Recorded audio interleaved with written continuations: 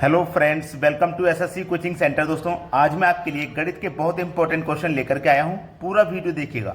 चलिए स्टार्ट करते हैं। पहला सवाल है, यदि 10 व्यक्ति 9 घंटे रोज काम करके एक काम को 20 दिन में पूरा कर सकते हैं, तो कितने दिन में 25 व्यक्ति 6 घंटे रोज काम करके उस काम को पूरा करेंगे। ये प्रश्न टाइम एंड वर्क का है, और टाइम एंड वर्क में एक फॉर्मूला होता है M1 D1 T1 पूरे का बटा W1 बराबर M2 D2 T2 पूरे का बटा W2।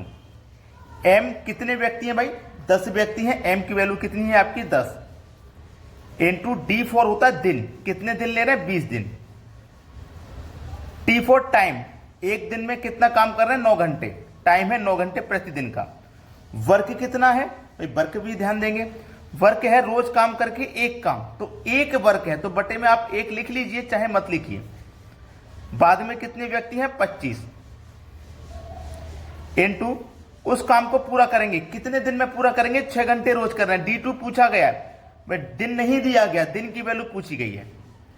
6 घंटे रोज काम करते हैं। टाइम दिया गया आपका 6 घंटे रोज काम करने का। टाइम टू कितना है? 6 घंटे रोज काम करने का। और बटे में क्या आ जाएगा? उस काम को करके 25 व्यक्ति 6 घंटे रोज काम करके उस काम को, यानी कि उस काम का मतलब वही एक काम जो पहले था। ठीक है, वही एक काम जो पहले था। बस इसी को तो सरल कर लेना है, आंसर आ जाएगा। एक से एक तो कट ही जाएगा, इसकी तो कोई जरूरत है नहीं। अब आप इनको कटा लीजिए।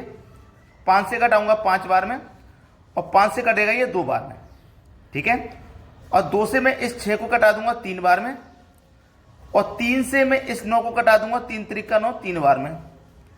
5 से 20 को कटा दूंगा 4 बार में। 4 का गुना हो जाएगा 3 से, तो कितना हो जाएगा? 12। और इधर क्या बचा? D2। D2 का मतलब कितने दिन लगेंगे भाई उस काम को समाप्त करने में? 12 दिन लगेंगे, जो कि हमारे बी ऑप्शन में दिया गया है। प्रश्न का बिल्कुल सही जवाब। अब देखते हैं अगला सवाल।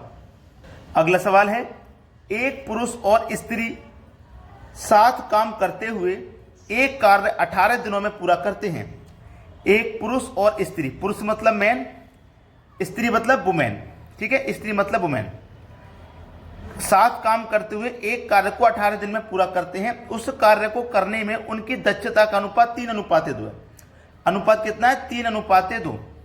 ठीक है, 3:2 है। उस स्त्री को अकेले वह कार्य पूरा करने में कितने दिन लगेंगे? देखिएगा, ध्यान देना। दोनों साथ काम करके काम को 18 दिन में पूरा कर रहे हैं, इतना हमें पता है। जब हम 18 दिन में पूरा कर रहे हैं, हमारा जो पुरुष है एक दिन में 3 काम करेगा, जो वुमेन है एक दिन में 2 काम करेगी। अगर ये दोनों मिल जाएंगे तो एक दिन में कितना काम करेंगे भैया? 5। एक दिन में कितना काम करेंगे? 5। और हमने काम 18 दिन में पूरा किया है। एक दिन में 5 काम करेंगे, तो इसका मतलब 18 दिन में कितना काम किया होगा? 18 पंजे 90 काम किया होगा। तो इसका मतलब टोटल काम हो गया 90। टोटल काम 90 हो गया।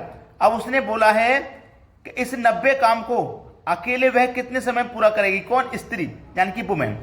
वुमेन हमारी एक दिन में 2 काम कर रही है। एक दिन में 2 काम कर रही है, तो 90 काम को कितने में कर लेगी भैया? 45 दिन में कर लेगी। सवाल खत्म हो गया, पहला ऑप्शन। अगर पुरुष का पूछ ले कि पुरुष उस काम को अकेले कितने दिन में खत्म करेगा?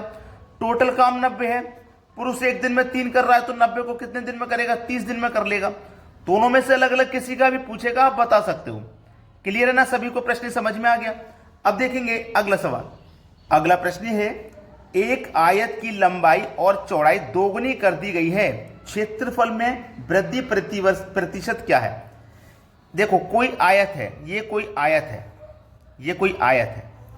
ठीक है, मान लीजिए इसकी लंबाई, ऊंचाई 10, चौड़ाई 10, और इसकी चौड़ाई 15 है।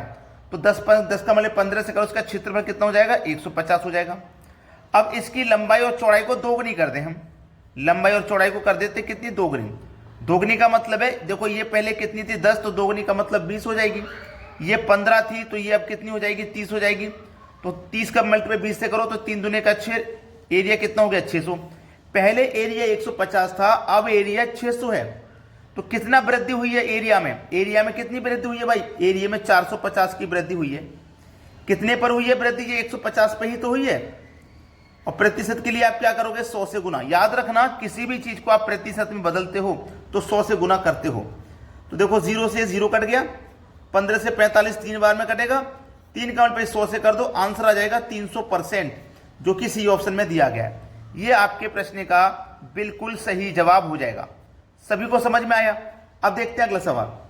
सवाल है, यदि ब्याज की दर 10% से 12% करने पर 5 वर्षों में 50 रुपए अधिक प्राप्त होते हैं तो मूलधन ज्ञात करो। देखो, पहले दर थी 10%, बढ़ा के कर दी 12%, तो दर में कितने की वृद्धि हुई है? 2% की। 2% की वृद्धि हो गई भाई दर में, इतना हमें पता है। जब दर में 2% की वृद्धि हुई तो 5 वर्ष में 50 रुपए अधिक प्राप्त हुए। 5 वर्ष में भाई 50 रुपए प्राप्त होंगे तो 1 वर्ष में कितने प्राप्त होंगे? 10 रुपए ही तो प्राप्त होंगे, तभी तो 5 वर्ष में 50 रुपए होंगे। तो जब हमारी 2% की वृद्धि होती है ना, तो हमें 1 साल में 10 रुपए अधिक प्राप्त होते हैं। 2 साल में कितना प्राप्त होता है हमें? 10 रुपया। जब 2 साल में 10 रुपए प्राप्त होते हैं, यानी कि 2% की वैल्यू हमारी 10 रुपये है।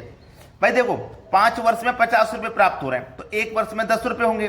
तो 1 वर्ष में वृद्धि प्रति वर्ष कितना है हमारा? 2% की वृद्धि हुई है। रुपए हमें कितने मिलेंगे? ज्यादा, 10 रुपए। तो 2% की वैल्यू 10 है। अब 2% की वैल्यू 10 है, उसने बोला है मूलधन ज्ञात करो। मूलधन मतलब 100% का मान हमें पता करना है। क्लियर इतनी बात? तो देखिएगा, हमारा दर कितना था? हमारा दर था 10% का। ठीक है, याद रखना, हमारा दर कितना था? हमारा दर था 10% का। 10% का दर था और 10% की वैल्यू कितनी है?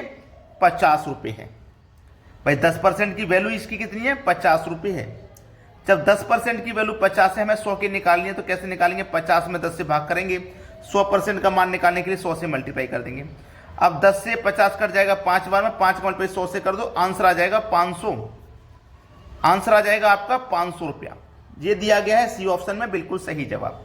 अब देखते हैं अगला प्रश्न। अगला प्रश्न है, जब 10 की पावर 6 माइनस 12 को 9 से विभाजित किया जाता है तो शेष क्या बचेगा? देखिएगा, इसको करने का सबसे सरल तरीका यह है कि जब आपके पास पावर सम हो तो पावर पहले आपको 2 रखनी है। अगर 2 रखने से आंसर नहीं आए तो 4 रखनी है। अगर पावर आपको विषम दी गई है तो पहले पावर आपको 1 रखनी है। 1 रखने से आंसर नहीं मिले तो 3 रखनी है। ठीक है, चलिए, मेरे पास क्या है? 10 की पावर 6। 6 का मतलब सम है, तो सम है तो पावर पहले मैं 2 रखूंगा, माइनस करूंगा 12 और 9 से मुझे विभाजित करना है, यानी कि भाग करना है 9 से। चलिए, 10 की पावर 2 का मान कितना हो गया? 100 हो गया। माइनस करना है उसमें से 12 और भाग करना है मुझे 9 से। 100 में से मैं 12 को जब घटा दूंगा तो मुझे 88 बचेगा और भाग करना है मुझे 9 से। अब 9 से इसमें मुझे भाग करना है। ठीक है, तो जब मैं 9 से भाग करूंगा तो 9 ने में 81 कट गया, 88 में से 81 कट गया, बचा कितना? 7। ये 7 ही तो शेष बचा है जो नहीं कटा।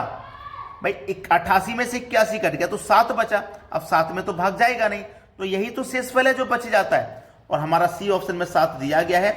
ये प्रश्न का बिल्कुल सही आंसर हो जाएगा। अब देखते हैं अगला प्रश्न।